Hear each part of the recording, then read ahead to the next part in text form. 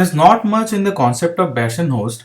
Typically what happens is that your application servers, your web servers, your database servers will put everything behind private subnets. You cannot connect from your corporate network or from your home network to those EC2 instances.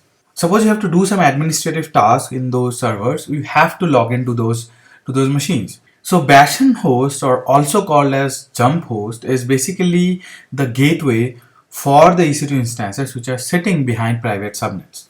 This is my VPC and I host an application with 2-tier architecture, web server and database tier. That's it. All the EC2 instances in the web tier are also hosted in private subnet because traffic is routed from Elastic Load Balancer to those EC2 instances in the web tier, and load balancer is in public subnet. These are my two subnets.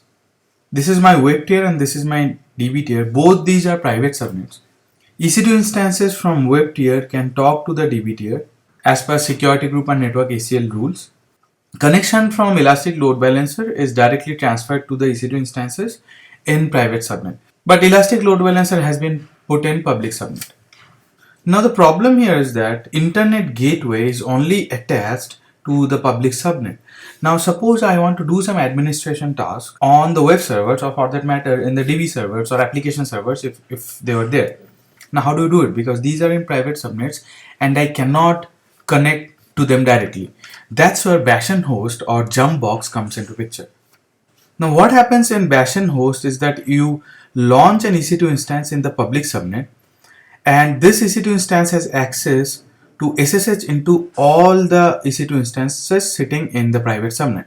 So this is like the 3-tier architecture which you have seen, that instances in a subnet can only SSH to instances in other subnet. So in Bastion host, this EC2 instance is put in public subnet, and via this EC2 instance you can log into or SSH into the other EC2 instances in private subnet. So you can SSH into this EC2 instance from your machine or from corporate network, and from here you can SSH into the other EC2 instances. That's all about Bastion host.